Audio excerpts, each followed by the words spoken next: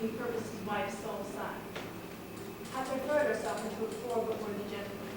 She's wedded, her husband banished, she in prison, all is out of her sorrow, though I think the king be touched to very heart. None but the king. He that hath lost her too. So is the queen that most desired the match, but not a courtier, although they wear their faces to the bent of the king's look, hath a heart that is not glad at the thing they scowl at. Why so? He that hath missed the princess is a thing too bad for bad report, and he that hath her, I mean that married her, alack, good man, and therefore banished, is a creature such as to seek to the regions of the earth for one his like. I do not think so fair and outward and such stuff within, and as a man, but he. Speak and thought. I do extend him so within himself, crush him together, rather than unfold his measure duly. What's his name and birth? I cannot delve him to the root. His father was called Cecilius, who did join against the Romans with Cymbeline, but had his titles with Tenantius, whom he served with glory and admired success. So gained the Seredition Leonatus, and had, besides this gentleman in question, 2 other sons, who, in the wars of the time, died with their swords in hands, for which their father, then old and fond of issue, took such sorrow that he quit being. And his gentle lady, big of this gentleman our theme, deceased as he was born. The king, he takes the babe to his protection, calls him posthumous Leonatus, reads him and makes him of his bedchamber, puts to him all the learnings which his time could make him the receiver of, which he took as we do air, fast as 'twas ministered, and in spring became a harvest. Lived in court, which rare it is to do, most praised, most loved, a sample to the youngest, to the more mature a glass of feed of them, and to the graver a child that guided daughters. To his mistress, for whom he now is banished, her own price proclaims how she esteemed him, and by her election his virtue may be truly read, what kind of man he is. I do honor him even out of your report. But pray tell me, was she sole child of the king? His only child. He had 2 sons, the eldest at 3 years old, and the swaddling clothes the other, were stolen from their nursery, and to this hour no guess of knowledge which way they went. How long ago was this? Some 20 years. That a king's children should be so conveyed, so slackly guarded, and the search so slow that could not trace them. Howsoever 'tis strange, or that the negligence may well be laughed at, yet is it true, sir. I do well believe you. We must forbear. Here comes the gentleman.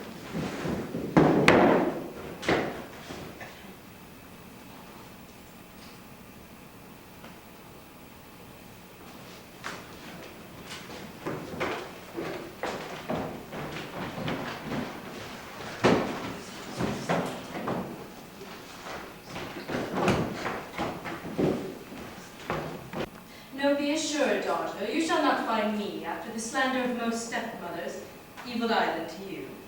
You are my prisoner, but your jailer shall deliver you the keys which lock up your restraint. For you, Posthumus, so soon as I can win the offended king, will I be known your advocate.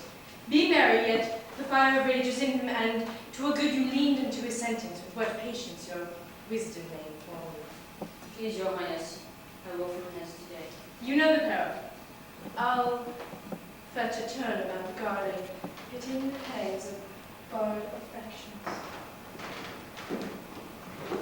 To sell me curse. How fine this tyrant can gently where she wounds. My dearest husband, I something fear my father's wrath, but nothing. Always reserve my holy duty, when his rage can join me. You must be calm. I shall here abide the hourly shout of angry eyes. I'm comforted to live. But that there is this jewel in the world, that I may see again. My queen, my mistress, I really need no more. Lest I be caused to be suspected of more tenderness than doth become a man. I will remain the loyalist husband that had e'er plied troth. My residence in Rome, I won Valerios, who to my father was a friend, to me none but by letter. Thither write, my queen. With mine eyes I'll drink the words you send. Your ink will be made of gold. Be brief, I pray you. If the king come, I shall incur I know not how much of his displeasure. Yet I'll move him to walk this way. I never do him wrong, but he does by my offenses to be friends. He is there for my injuries. Should we be taking leave as long time as we yet have to live, the boldness to depart will grow. You may stay a little, or you but riding forth to air yourself such party were too heavy. Look here, look. This diamond was my mother's. Take it hard, but keep it till you woo another wife. When Uchen is dead. How? How? Another? Oh, you gods, give me but this I have, and sear up my embracements from the lip with bonds of death. Remain thou here while sense can keep it on. And sweetest, fairest, as I my poor self to exchange for you to your so infinite loss, so non trifles I still weep. For my sake wear this. It is a manifold love. I'll place it upon this fair spruce. Oh, the gods. When shall we see again? Thou basest thing! Avoid hence from my sight! If after this command thou fraught the course with thy unworthiness, thou diest! Away! Thou art poison to my blood! The gods protect you, bless the good remainders of this court. I am gone. I cannot be a kitchen death more sharp than this is. Disloyal thing! That just repair my youth thou heapst a year's age on me! I beseech you, sir. I'm not yourself with your vexations. I am senseless of your wrath. A touch more rare subdues all pains, all fears. Past grace. Obedience! Past hope, and in despair. That way past grace. Thou mightst have had the sole son of my queen! Oh, blessed that I might not! I chose an eagle and did avoid a pike. Thou tookst a beggar was to make my throne a seat for baseness! No, I rather added luster to it. Oh, vile one! Sir, it is your fault that I loved Posthumus. You bred him as my playfellow. He's a man worth any woman. Overbuys me almost the sum he pays. What? Art thou mad? Oh, sir, heaven restore me. I would I were a neat herd's daughter, and my Leonidas our neighbor shepherd's son. Thou foolish thing.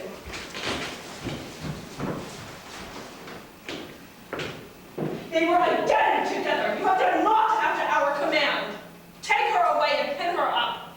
Beseech your patience. Peace, dear Lady Daughter, peace. Sweet sovereign. Leave us to ourselves and make yourself some comfort out of your best advice. Nay, let her languish. A drop of blood a day, and being aged, die of this folly. Fie, you must give way. Here is your servant. How now, sir, what news? My lord your son drew on my master. I trust no harm is done. There might have been, but that my master rather played than fought, and had no help of anger. They were parted by gentlemen in hand. I'm very glad of it. Your son's my father's friend. He takes his part to draw upon an exile. Oh, brave sir. I thought they were in Africa both together. Myself lie with my needle, and I might prick to go back. But why came you from your master? On his command, he would not suffer me bear him to the haven, left these notes of what commands I should be subject to, when it pleased you to employ me. This hath been your faithful servant. I dearly mine honor, he will remain so. I humbly thank your highness. Pray, walk away. About some half hour hence, I pray you speak with me. You shall at least go see my lord of lord. For this time leave me.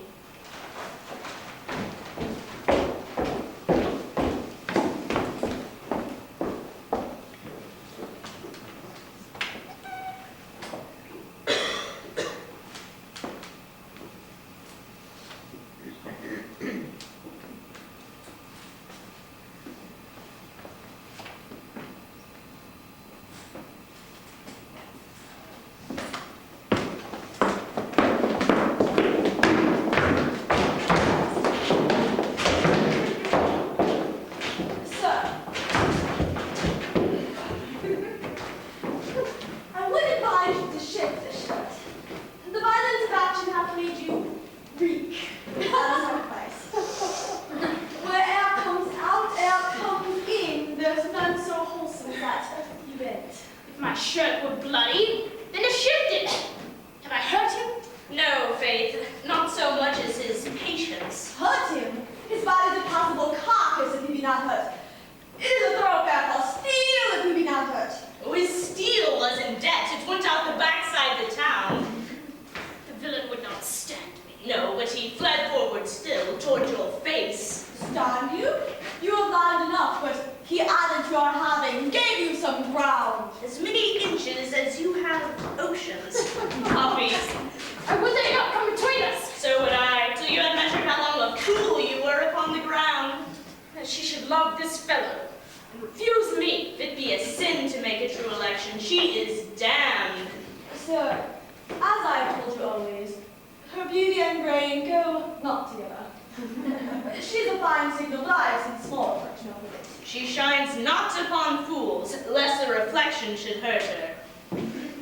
Come out to my chamber. Would there have been some hurt done? Why we should not so, unless it had been the fall of an ass, which is no great hurt. You will not summon them to Nay, come, we'll go together. Oh, my lord.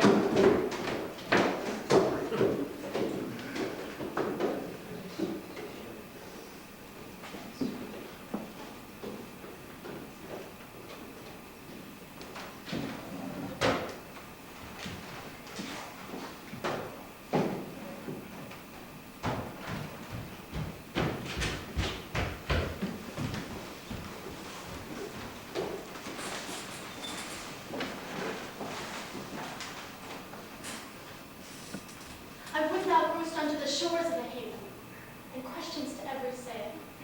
If he should write and I not have it, for a paper lost, has offered mercy days. What was the last he spake to thee? It was his queen, And waved his handkerchief? and kissed it, madam. Senseless linen, happier therein than I. And that was all. Not so.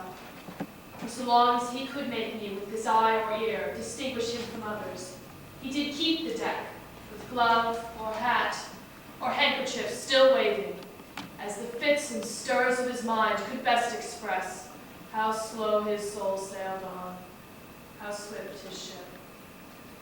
Thou shouldst have made him as little as a crow, or less, and left it after ride him. Madam, so I did. I would have broke mine eye strings, cracked them, but to look upon him, till the diminution of space had pointed him sharp as my needle. Nay, buckled him, till he had melted from the smallness of a gnat to air, and then have turned mine eye and wept.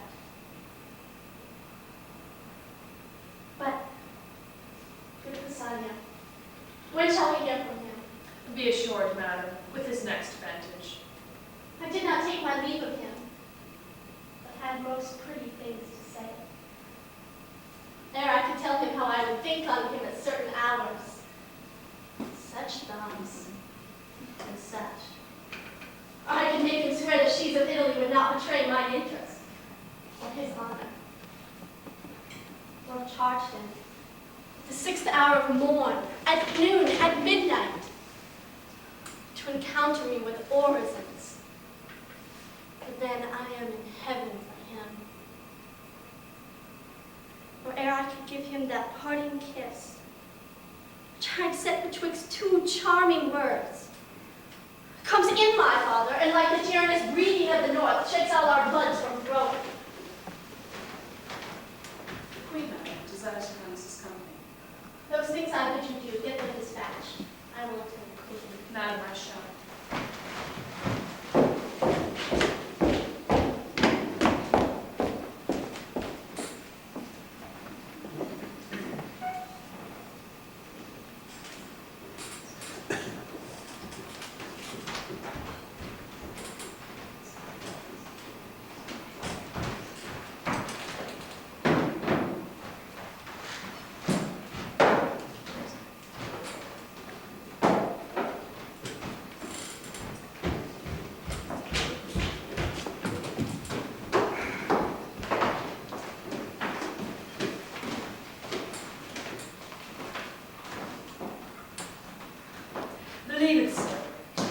seen him in Britain.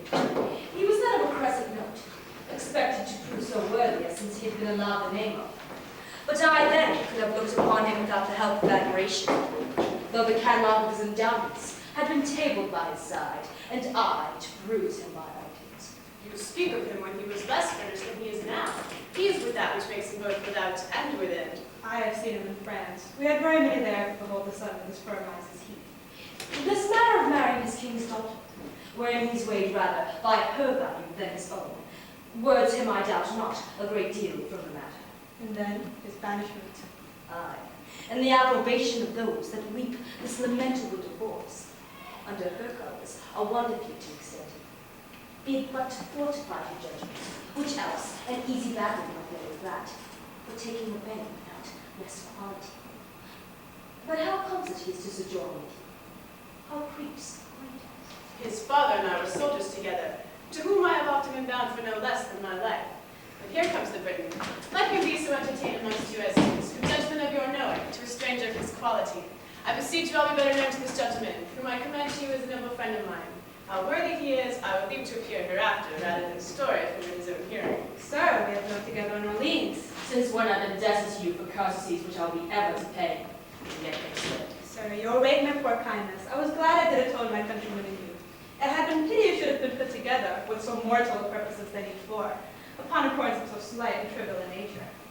By your pardon, sir, I was then a young traveller, rather shunned to go with what I had heard, that in my every action be guided by others' experiences.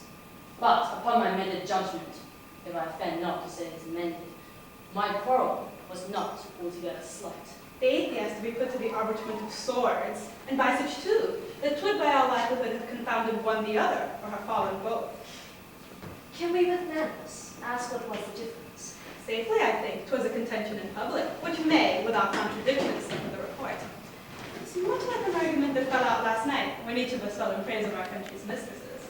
This gentleman at that time vouching, and upon warrant of bloody affirmation, his to be the most fair, virtuous, chaste, constant, qualified, and less attemptable than any of the rarest of our ladies in France. That lady is not now living, or this gentleman's opinion by this worn out. She holds her virtue still, and I my mind. You must not so far prefer her for ours of Italy. Being so far provoked as I was in France, I would abate her nothing, though I profess myself her adorer, not a friend. As fair and as good. A kind of hand-in-hand comparison had been something too fair, too good for any lady in Britain. If she goes before others I have seen, as that diamond of yours outlustres many I beheld, I could not believe she excelled many. But I have not seen most precious diamond areas, nor you, the lady. I praise her as I raised her, and so do I my stone. What do you see that?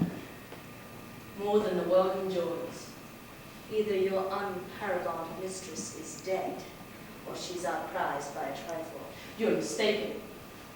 The one may be sold or given, or if there were wealth enough for the purchase, or merit for the gift. The other is not a thing for sale, but only the gift of the gods. Which the gods have given you? And which by their graces I will keep. You may wear her and title yours, but you know strange, foul light upon neighboring palms. Your ring may be stolen too, so your brace of unprizable estimations, the one is but rare, and the other casual. A cunning thief, or that way, accomplished courtier that has in the winning both the first and last. Your Italy contains none so accomplished a courtier to convince the honor of my mistress, if in the holding or loss of that you term her frail. I do nothing doubt you have store of thieves, notwithstanding I fear not my ring. Let us leave here, gentlemen. So, with all my heart, this worthy signor, thank you, makes no stranger. We are familiar at first. With 5 times so much conversation, I should gain ground of your fair business. Make her go back, even to the giving, had I admittance and the opportunity to friend. No. No. I dare thereupon walk the weight of my estate to your ring, which in my opinion old values by something. But I make that wager rather against your confidence than her reputation. And to bar your offense herein, I just attempted against any lady in the world. You're a great deal abused and too bold of persuasion. I doubt not you sustain what you're worthy of by your attempt. What's that? A repulse. Though your attempt, as you put it, deserves something more. A punishment, too. Gentlemen, enough of this. It came into you suddenly, let it die as it was born. And I pray you, be better acquainted. Would I put my estate and my neighbors upon the aggravation of what I have spoken? What lady would you choose to assail? Yours. Whom in constancy you think stands so sane. I will lay you 10,000 ducats to your ring, that commend me to the court of your lady is, with no more advantage than the opportunity to a second commerce, and I will bring from thence that honor of hers which you imagine so reserved.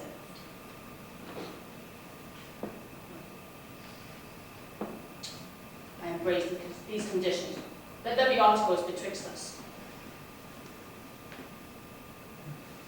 I will have it no lay.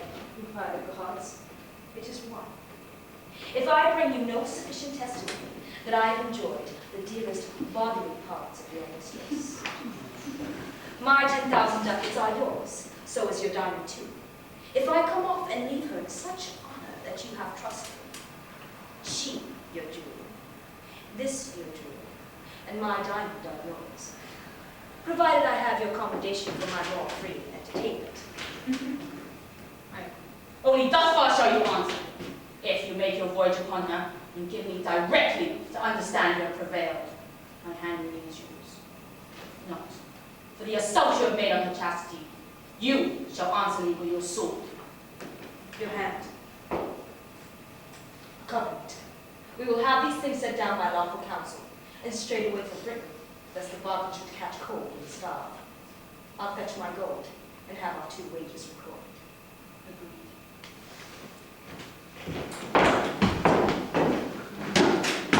Well, this won't thank you. Senor Giacomo will not from it. Pray, let us follow him.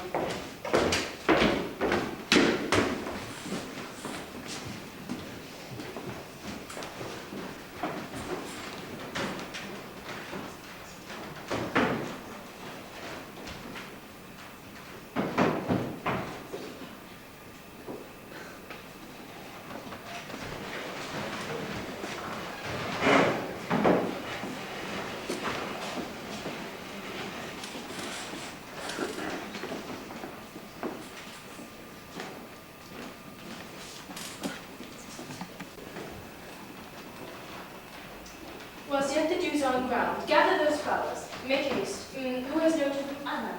Dispatch. Now, Master Doctor, have you brought those drugs? Resist, Your Highness.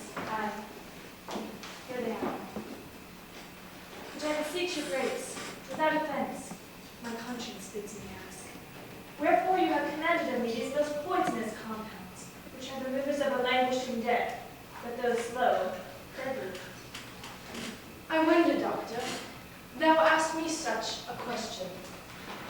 Have I not been thy pupil long? Hast thou not learned me how to make perfumes, distill, preserve, yea, so that our great king himself doth woo me off from my confections?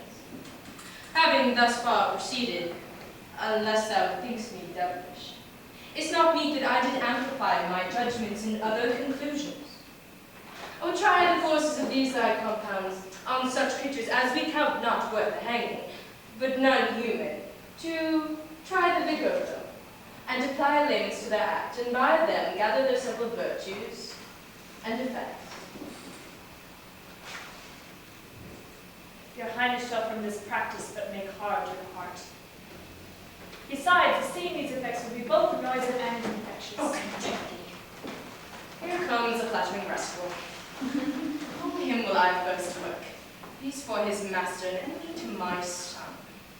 Come now, Bassanio. Doctor, your service for this time is ended. Take your own way.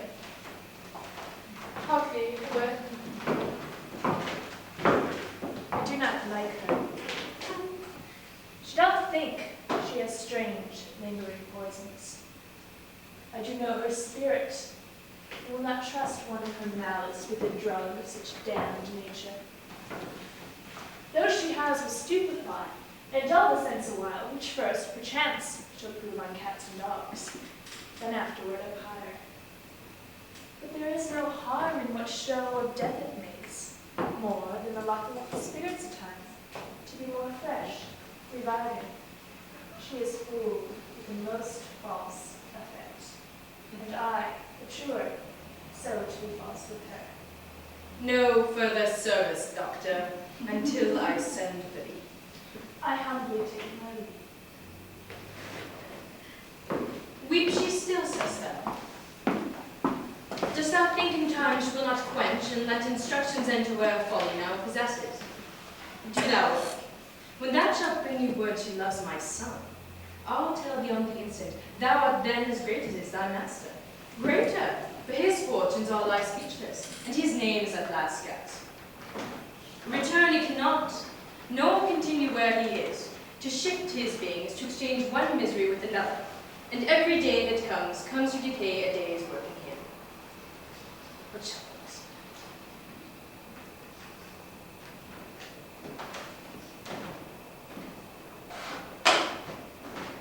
Thou takest up, thou knowest not what, but take it for thy labour.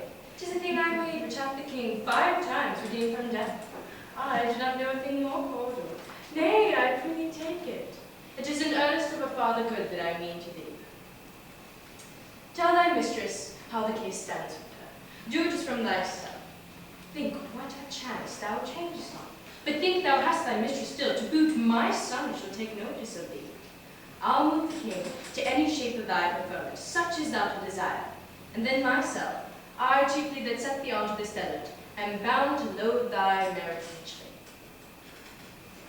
Call my women, think on my words.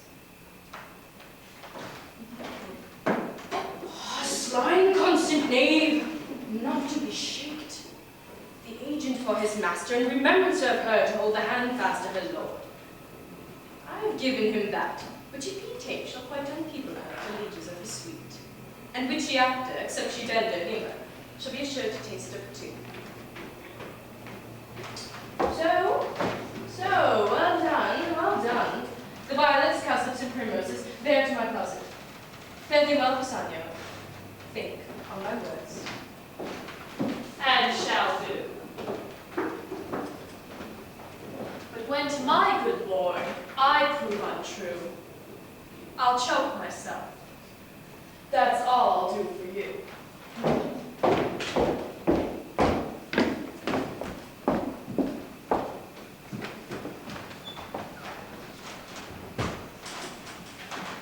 False.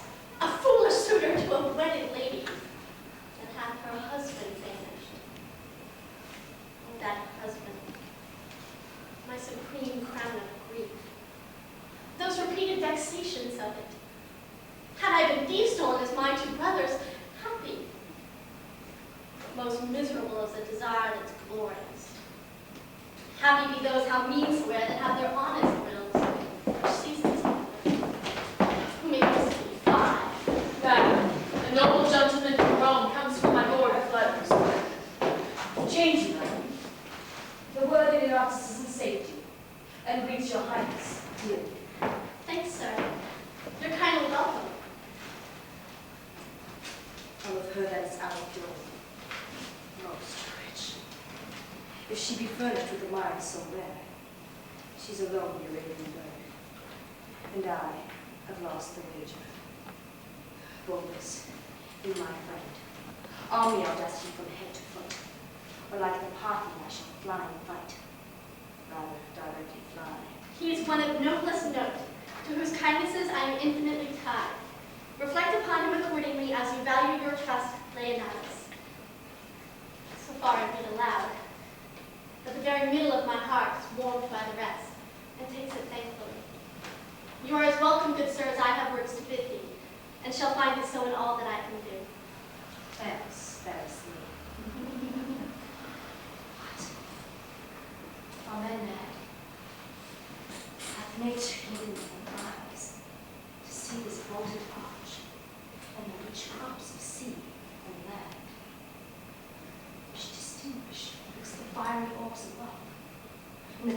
stones upon rugged beach? Can we not partition made with spectacles so precious twixt fair? What makes your admiration? It cannot be in the eye.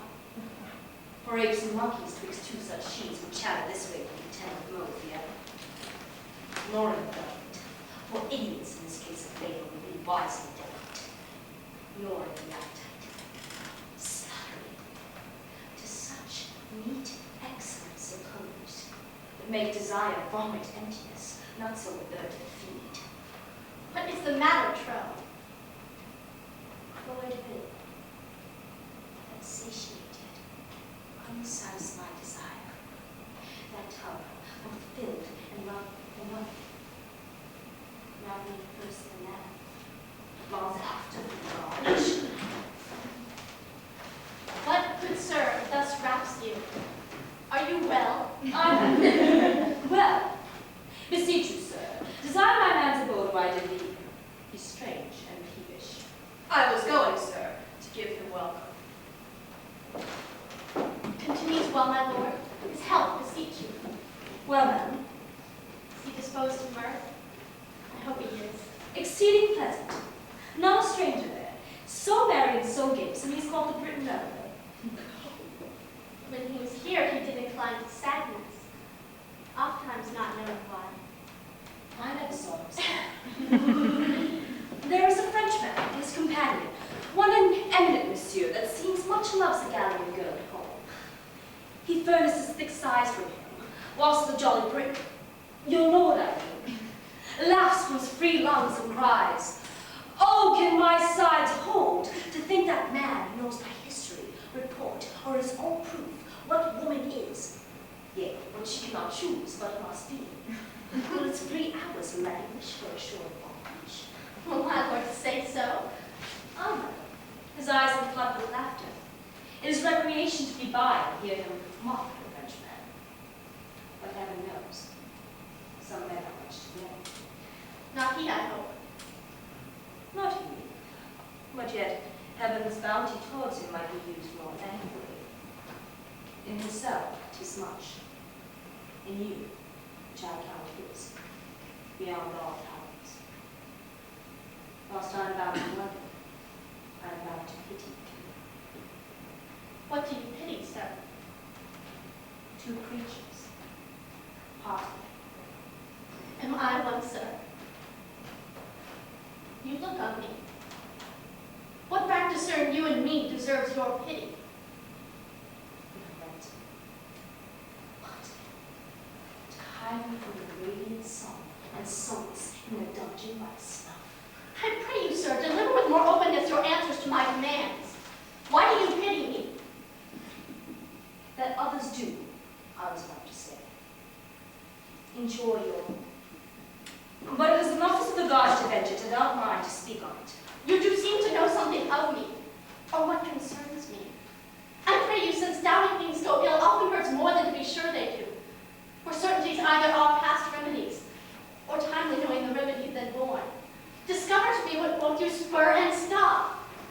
Had I this cheek, to bathe my lips in wine, this hand, whose every touch would force the feeler's soul to the oath of loyalty. This parchment, which takes prisoner the wild emotion of mine eye, finding it only here. Should I, damned then, slay her with lips as common as the stairs that mount the Capitol? Join grapes with hands, hands made hard with alum falsehood, falsehood as with labor. Then, body keeping with eye, base and illustrious, as a smoky light that's fed by the stinking tower. It will fit then that all the plagues of hell should at one time encounter such revolt. My lord, I fear, has forgot Britain.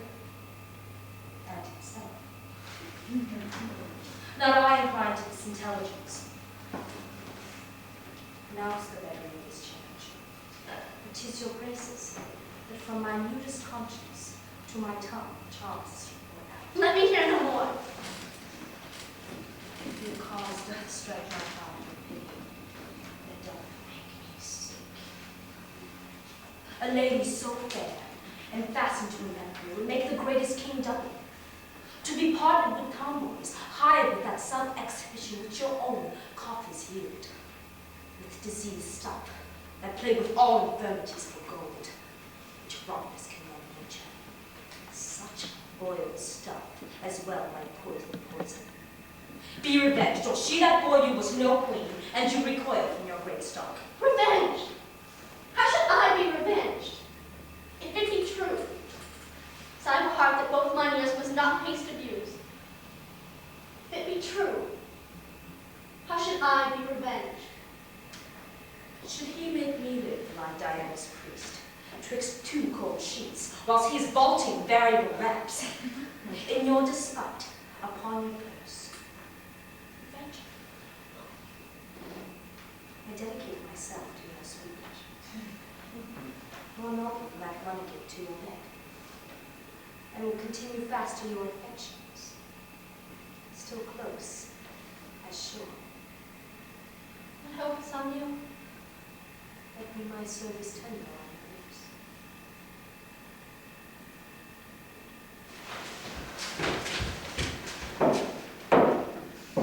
Away! I do condemn mine ears that have pretended to be so long. Thou art honorable. Thou wouldst have told this tale for virtue, not for such an end thou seekst. As base, as strange. Thy wrongst a gentleman, who is as far from thy report as thou art from honor. And solicitor a lady that disdains thee and the devil alike. What help, Bassanio? The king my father should be made acquainted of thy assault. He shall find it fit a saucy stranger in his court, to martyrs in Romish stew, and expounds his beastly mind to us. He hath a court he little cares for, and a daughter whom he not respects at all.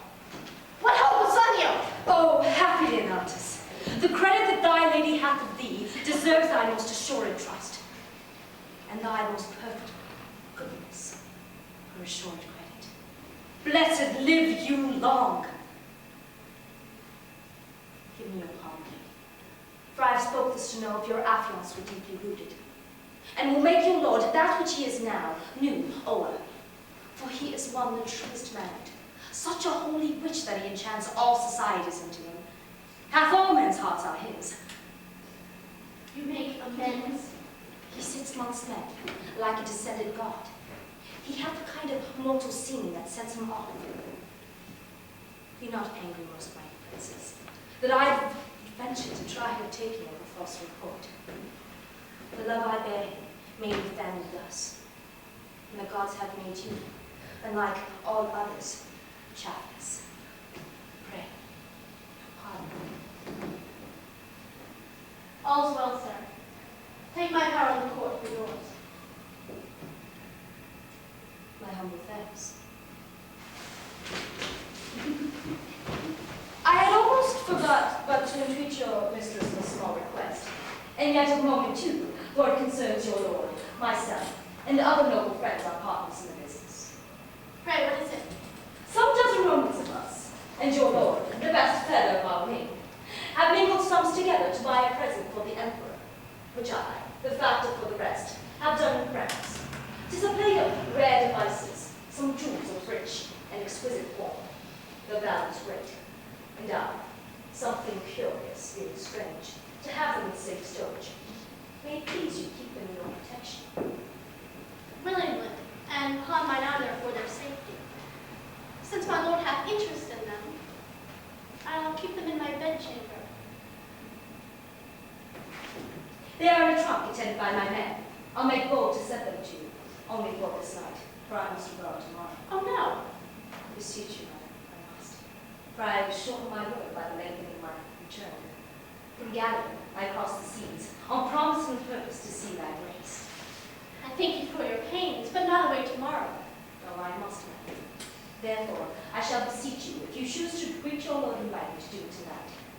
For I have outstood my time, which is material to the pretender of my present. I will write. Send your trunk to me, it shall safe be kept, and truly yielded you. You're very welcome.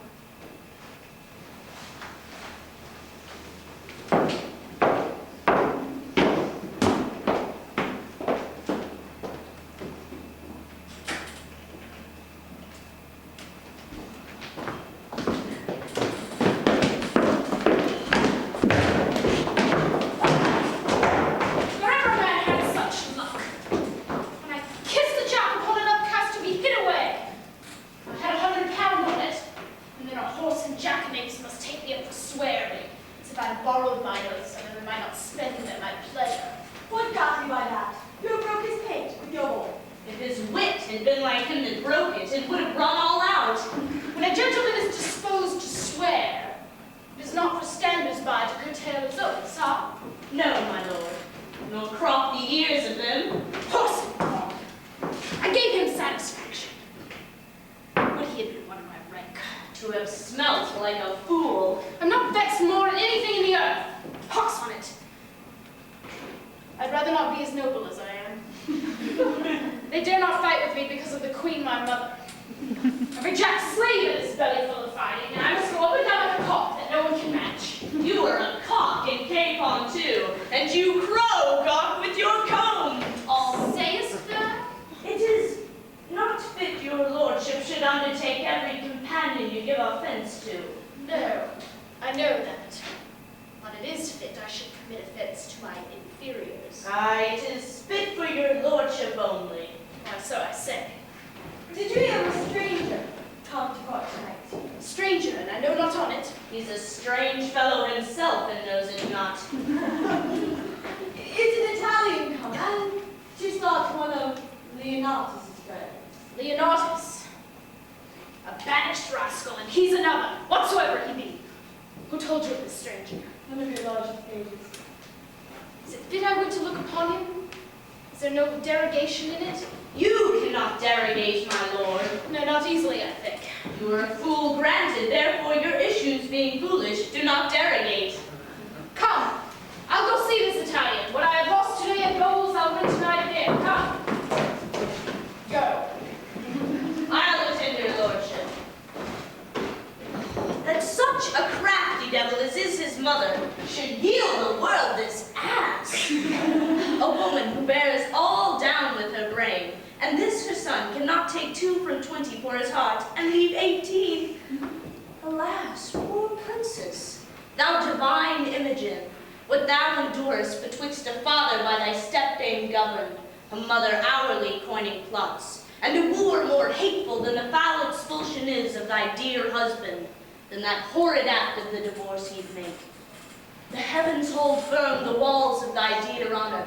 Keep unshake that temple, thy fair mind, that thou mayest stand to enjoy thy vanished lord, and this great land.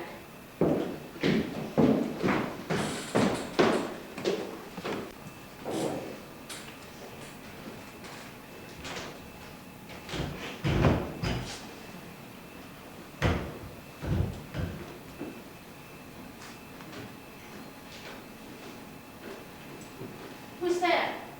My woman Helen? Please, Your Madam. What hour is it? Almost midnight. I've read 3 hours now. Mine eyes are weak. Pull down the leaf where I left. Oh, take not away the taper. Leave it burning. And if thou canst awake by 4 o'clock, I pray thee call me. Sleep hath ceased me wholly.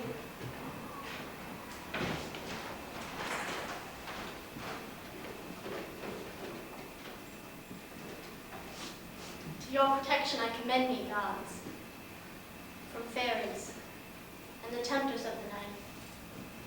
Guard me, beseech you.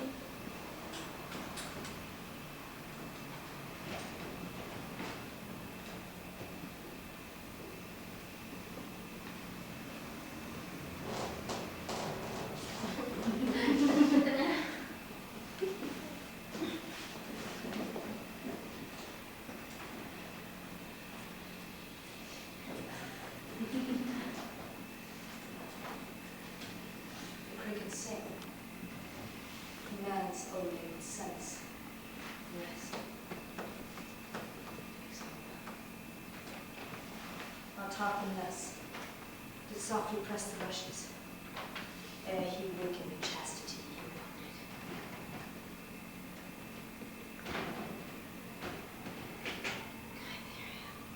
wanted.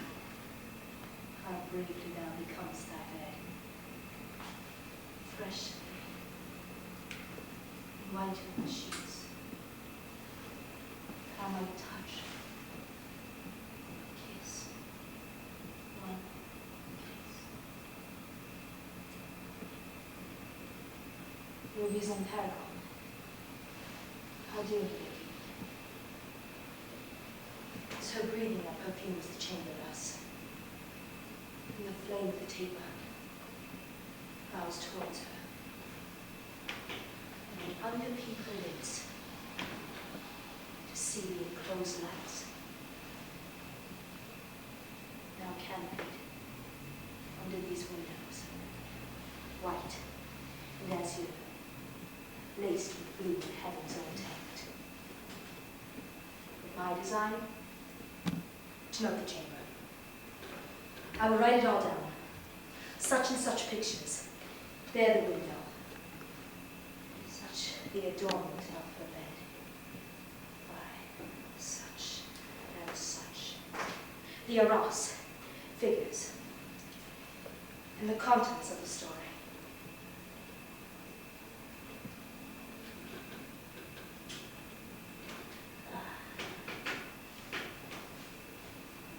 Some natural notes about her body. Above 10,000 mean movables would testify to which my inventory. Sleep. Now ache of death. Lie dull upon her, and be her sex but as a monument in a chapel line. Mom. Mom.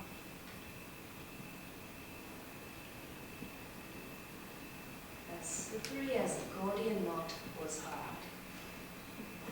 'Tis mine, and will witness outwardly as strongly as the conscience does within to the maddening of her lord.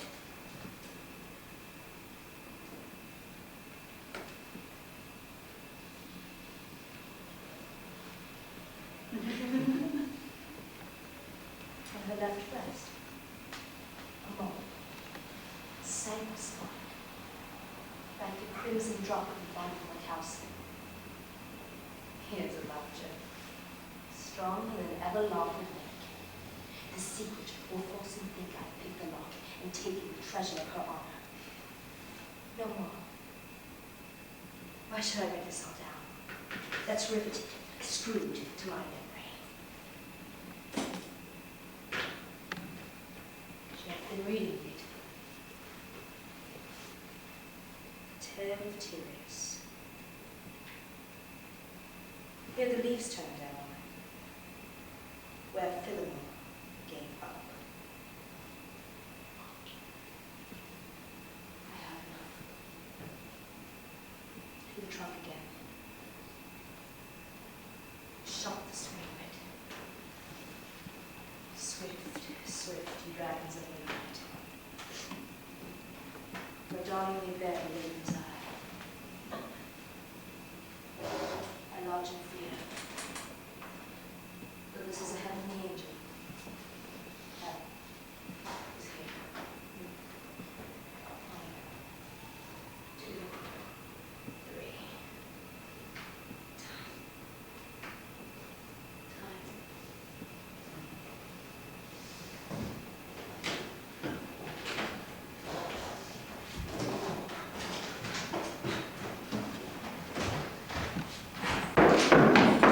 Your Lord to be is the most patient man in Ross, the most coldest that ever turned up is. But make any man hold the lose. But not every man patient, after the noble temper of your lordship. You're most hot and furious within. Winning would put any man into courage. If I could get this foolish Imogen, I should have gold enough. It's almost morning, is it not? Day, my lord. I would this music would come. I am advised to give her music a mornings. They say it will penetrate. Suppose too. You can penetrate us with your fingering so. We'll try with tongue too. If none will do, let her remain. But I'll never give more. First, a wonderful good conceited thing. After, a wonderful sweet air with admirable rich words to it. And then let her sing.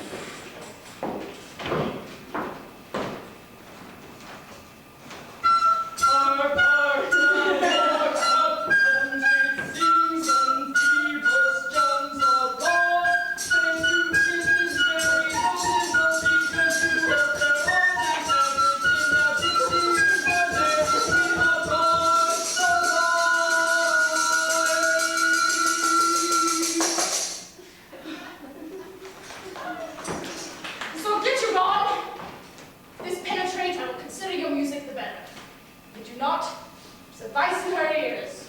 Neither horsehairs, nor calves' guts, nor the voice of an unpaid eunuch to boot could ever mend. Here comes the king. Glad I was up so late, for that is the reason I am up so early. He cannot choose but to take this service I have done tardily. Good morrow to your majesty and to my gracious son. Attend you here at the door of our stern doctor. Will she not pour? I have assailed her with musics, but she vouchsafes no notice. The exile of her minion is too new. She hath not yet forgotten. Some more time must bear the print of his remembrance on it. And then, she's yours. You are most bound to the king, who lets go by no advantages which may prefer you to his daughter. Make solicits. Be friendly with aptness for the season. Make denials, increase services, so seem as if you were inspired to do those duties which you tender to her. That you and all obey her, save when command to your dismission tends, and therein you are senseless. Senseless, not so. So like you, sir, ambassadors from Rome. The one is Caius Lucius. A worthy fellow. Albeit he comes on angry purpose now, but that's no fault of his. We must receive him according to the honor of his sender. And towards himself, his goodness forespent on us, we must extend him notice. Our dear son, when you have bid good morning to our mistress, attend the queen and ourselves. We shall have need to employ you towards this road. Come, our queen.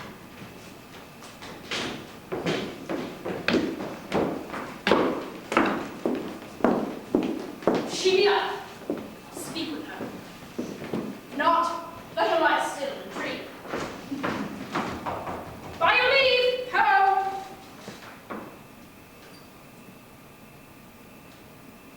I know how women are about her. What if I do lie in one of their hands? 'Tis gold which buys admittance, often doth. Yea, makes Diana's rangers false themselves, yield up their dear to the stand of the stealer. And 'tis gold which makes the true man killed and saves the thief. Nay, sometimes hangs both thief and true man. What can it not do and undo? I will make one of her women lawyer to me, for I not yet understand the case myself. By your leave! Who's that knocks? A gentleman. No more. Yes, and a gentlewoman's son. As more than one whose tales are as dear as yours could justly boast. What is your lordship's pleasure? Your lady's person. Is she ready? Aye, to keep your chamber. There is gold for you. Sell me your good report. How? My good name? Or shall I report of you what I shall think is good? The princess. Good morrow, fairest. Sister, your sweet hand. Good morrow, sir. You lay out too much pains for purchasing but trouble. The thanks I give is telling you that I am poor of thanks and scarcely spare them. Still, I swear I love you. If you had said so, 'twere speak with me, you swear still. Your recompense is that I still regard it not. This is no answer. You shall not say I yield, being silent. I would not speak. I pray you, spare me. Beg, I shall unfold equal discourtesy to your best kindness. One of your great knowing should learn, being taught, forbearance. To leave you in your madness, 'twere my sin. I will not. Fools are not mad folks. Do you call me a fool? Yes, I am mad, I do. So be patient. I'll know more now. That clears us both. I am much sorry, sir. You put me to forget a lady's manners by being so verbal. And learn now, for all, that I, which know my heart, do here pronounce by the very truth of it, I care not for you. I am so near the lack of charity to accuse myself. I hate you. I'd rather you felt the weight of my boast. You sin against obedience, which you owe your father, for the contract you pretend with that base wretch, one bred of alms and fostered with cold dishes, with scraps of the court. It is no contract, none. And although it be allowed meaner parties, yet who than he more mean, on whom whom there is no more dependency but brats and beggary, to knit their souls in self-figured knot. Yet you are curbed from that enlargement by the consequence of the crown. You must not foil the precious note of it with a base slave, a hireling for a livery, squire's cloth, a pantler, not so eminent. Profane fellow. Wert thou the son of Jupiter, and no more but what thou art besides, thou wert too base to be his groom.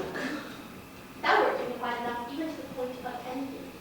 If 'twere made imperative for your virtues to be styled the under-hangman of his kingdom, and hated for being preferred so well. To self-Albrata, he can never be more mischance and come to be named of thee.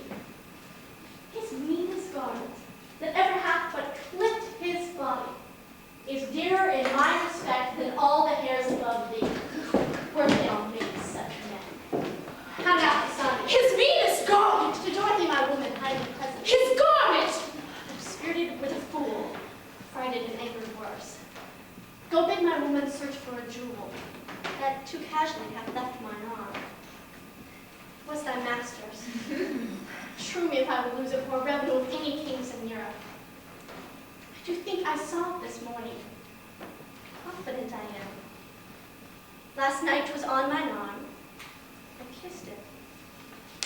I hope it not be gone to tell my lord I kiss aught that he. 'Twill not be lost. I hope so. Go and search. You have abused me. His meanest garment. I said so, sir. If you will make it an action, call witness to it. I will inform your father. Your mother, too.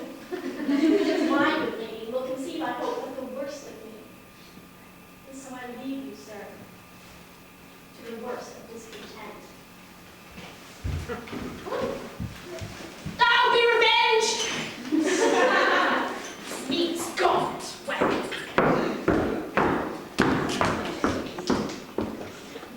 So sure to win the king, as I am bold her honor will remain hers. What means do you make to him? Not any, but abide by the change of time, quake in the present winter state, and hope that warmer days will come. In these feared hopes, I barely gratify your love. They fade must die at your death. Your very goodness and your company overpays all I can do. By this, your king hath heard of great Augustus. Caius Lucius will do his commission thoroughly, and I think he'll grant the tribute, send the arrearages, or look upon our Romans, whose remembrance is yet fresh in memory. I do believe, status though I'm none, nor like to be, that this will prove a war. You shall hear the legion now in Gallia, no sooner landed and now not fearing Britain, and have tidings of any penny tribute paid. Our countrymen are men more ordered than when Julius Caesar smiled at their lack of skill, but found their courage worthy his frowning at. Their discipline, now wind-led with their courages, will make known to their approvers that a people such that mend upon the world. See, Giacomo. The swiftest heart will post you by land, and the winds of all the corners have kissed your sails, giving vessel nimble. Welcome, sir. I hope the briefness of your answer made the speediness of your return. Your lady is one of the fairest I have looked upon. And therewithal the best, or let her beauty look through a casement to allure false hearts, and be false with them. Here are letters for you. Lieutenant Good, I trust. 'Tis very like. Was Caius Lucius in the Britain court when you were there? He was expected, but not approached. All is well yet. Sparkles this stone as it was wont, or is it too dull for your good wearing? If I had lost it, I should have lost the worth of it in a moment. I'll make a journey twice as far to enjoy such a second night of such sweet shortness of which was mine. For the ring is wine. The stone's too hard to come by. Not a whit. Your lady being so easy. Make not, sir, your loss your sport. I hope you know we must not continue friends. Good sir, we must if you keep covenant. Had I not brought the knowledge of your mistress home, I grant we were to question farther. But I now profess myself the winner of her honor, together with your ring, and not the wronger of her or you, for having received what I both here with us. If you can make it apparent you have tasted it in bed, my hand and ring is yours. If not, the foul opinion you have of the pure honor gains or loses, your sword or mine, will master lead both to who shall find them. Sir, my circumstances, being so near the truth as I will make them, must first induce you to believe, whose strength I will confirm with oath, which I doubt not you'll give me leave to spare when you shall find you need it not. Proceed. First, a bedchamber, where I confess I slept not, but profess how that was well worth watching. It was hanged with tapestries of silk and silver. The story of it, proud Cleopatra, when she did meet her Roman, and Silius swelled above the banks for press of boats of pride. A piece of work so bravely done, so rich that it did strive in workmanship and value, which I wondered could be so rarely and exactly wrought, since the true life on it was. This you might have heard here, by me or by some other. More particulars must justify my knowledge. So they must, will do your honor injury. The chimney is south of the chamber. The chimney piece, chaste Diane, bathing. Never saw I figures so likely to report themselves. The cutter was as another nature done. Out went her, motion and breath left out. This you might from relation likewise reap, being as is much spoken. The roof of the chamber with golden cherubims framed. Her andirons, I had forgotten, were two winking cupids of silver, each one standing on one foot, nicely depending on their brands. This is her honor. Let it be granted you have seen all this, and praise be given to your remembrance. But the description of what is in her chamber, nothing saves the wager you have laid. Then, if you can, be pale. I beg but leave to air this jewel. See? And now 'tis up again. It must be married to that of your diamond. Once more let me behold it. Is it that which I left with her? Sir, thank her that. She stripped it from her arm. I see her yet. The pretty action without selling a gift. And yet enriched it too. She gave it to me and said she prized it. Once. Maybe she sent it. She does not send it me. She writes so to you. Doth she? No. It's true. Here.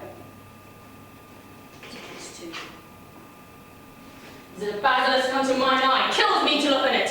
Let there be no honor where there's beauty, truth where semblance, love where there's another man. The vows of women of no more bondage be to where they're made than they are to the virtues, which is nothing. Measure faults. Have patience, sir, and take your ring again. 'Tis not yet won. It may be probable she lost it, or who knows, if one of her women being corrupted hath stolen it from her. This is true, so I hope we came right. Back my ring, and render me some corporal sign about her more evident than this, for this was stolen. By Jupiter, I had it from her arm. Hark you, he swears. By Jupiter, he swears. Nay, she will not use it. Her attendants are all sworn, honorable, and they induced to steal it by a stranger. He hath enjoyed her. The cognizance of an incontinency is this: she had bought the name of whore thus dearly. There, take thy hire, and let the fiends of hell divide themselves between you. Sir, be patient. This is not strong enough to be believed of one persuaded well of. Never talk in it. She hath been courted by him. If you seek for further satisfying, under her breast, worthy of pressing, right proud that most delicate arm lies in me. By my life, I kissed it. And gave you the present hunger, to feed again, though full. You do remember the stain upon her? Aye. And it doth confirm another stain, as big as hell can hold, where there no more but it. Will you hear more? Spare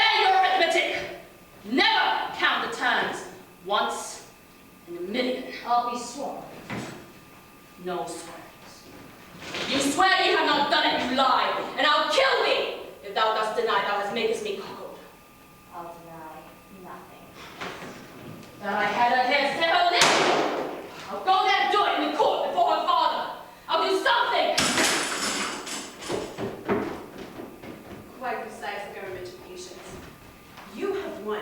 Let's follow him and pervert this present wrath he hath against himself. With all my heart.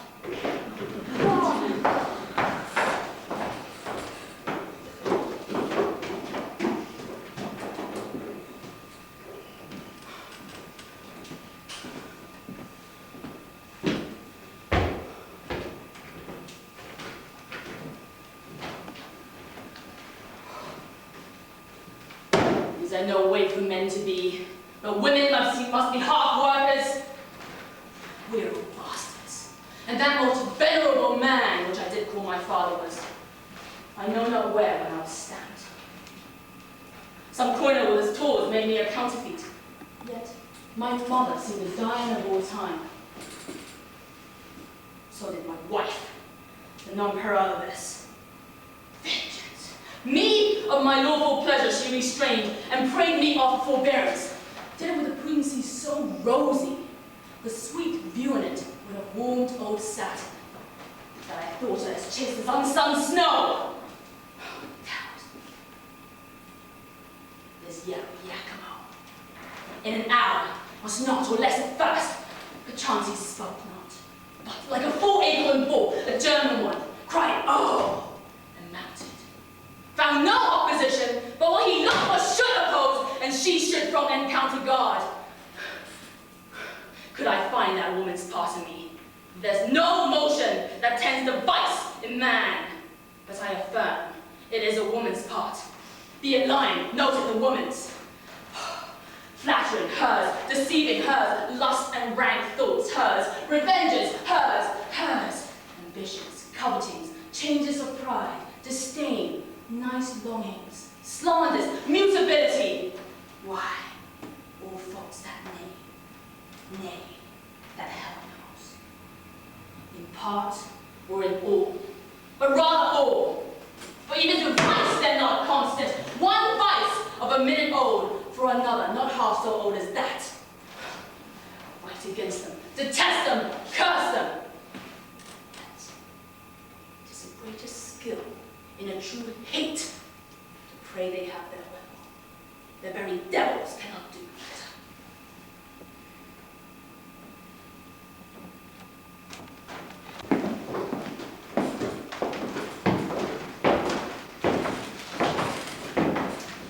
Now say, what would Augustus Caesar with us? When Julius Caesar was remembered that lives in men's eyes, and will to ears and tongues be theme and hearing ever, was in this Britain, and conquered it. Cymbeline, thine uncle, famous in Caesar's praise, no whit less, and in speech deserving it.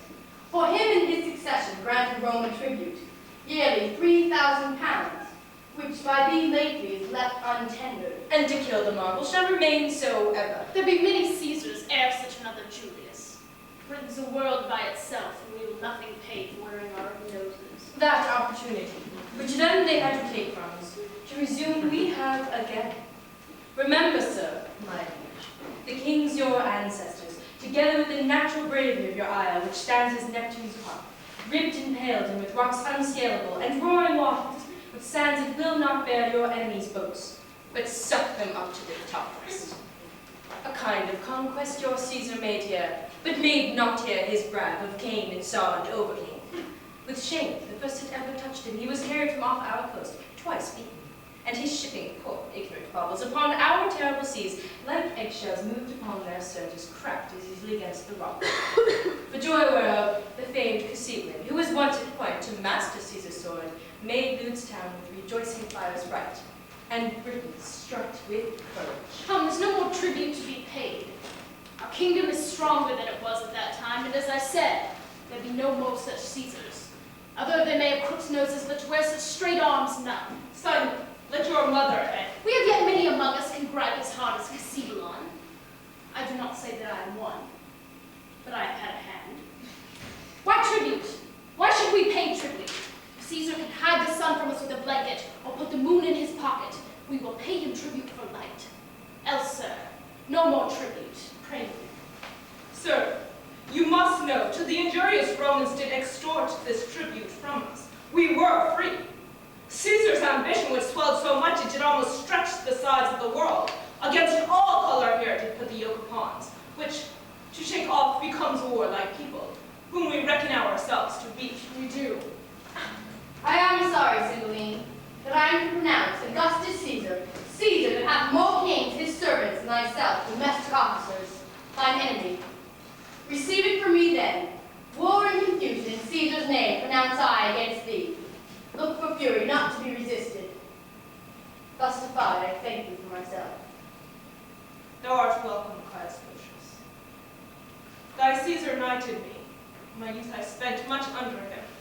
Of him I gathered honor, which, were he to seek of me again, forsooth, behooves me keep it utterance.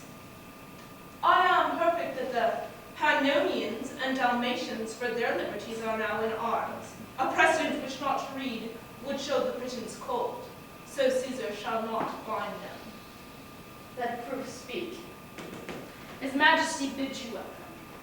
Make pastime with us a day or two, or longer. If you seek us afterwards in other terms, you shall find us in our saltwater girdle. If you beat us out of it, it is yours. If you fall in the adventure, our crews shall fare the better for you, and there's an end. So, sir. Thou art welcome. I know your master's pleasure and ye mine. All that remains is welcome.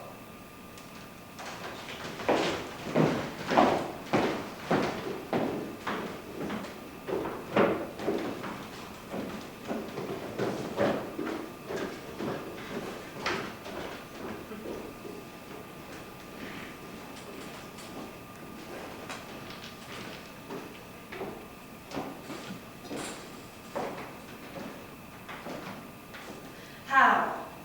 Of adultery? Wherefore write you not of monsters her accuser? Leonatus! O master, what a strange infection has fallen into thy ear. What false Italian, as poisonous tongued as handed, hath prevailed on thy too ready hearing? Disloyal? No. She's punished for her truth, and undergoes, more goddess-like than wife-like, such assaults as would take in some virtue.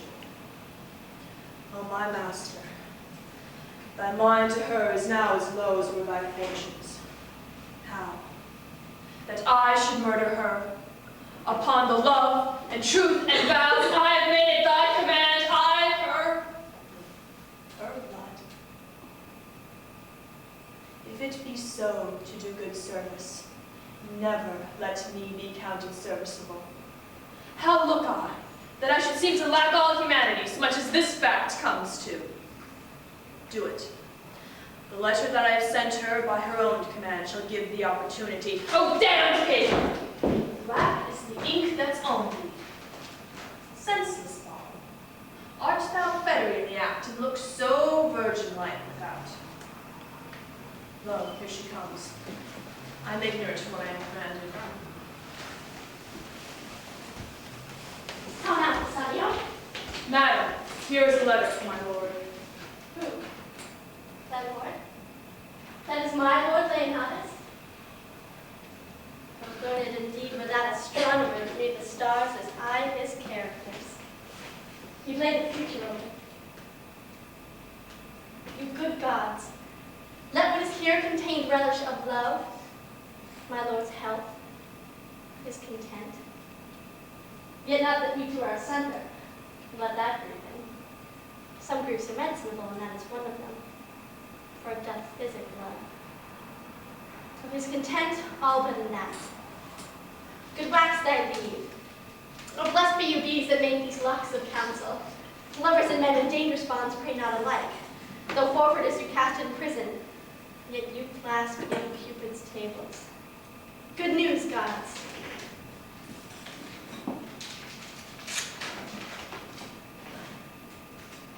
Justice and your father's wrath, should he take me in his dominion, could not be so cruel to me as you.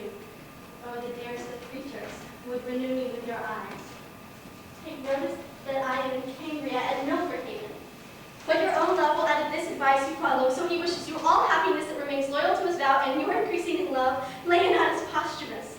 Oh, for a horse with wings! Here's how, Bassanio. He's in Milford Haven. Read and tell me how far it is thither. If I had one of mean affairs, I would put it in a week. Why may not I fly thither in a day? Then true Bassanio, who longs like me to see that lord, longs to let me wait, but not like me, yet longs but in the fainter kind. Not like me, for mine's beyond. Say and speak thick, how far it is to the same blessed Milford. And by the way, how is Wales made so happy as to inherit such a haven? But first of all, how may we steal hence? And for the gap we shall make in time from our hence-going to our return, to excuse. But first, how get we hence? Why should excuse be born or e'er forgot? Talk of that hereafter. I prithee speak. How many score miles may we well bid twixt hour and hour? 1 score twixt sun and sun, madam, is enough for you, and too much, too. Why, one that rode his own execution man can never go so slow. Why, I've heard of riding wagers, where horses have been nimbler than the sands that run in the clock's behalf. But this is foolery. Go bid my woman flee with sickness. Say she'll home to her father.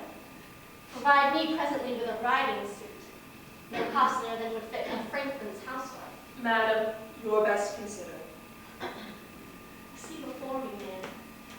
Nor here, no wooden shoes, that have a fog in them that I cannot look through. Pity, away. Do as I bid thee. There's no more to say. Accessible is none.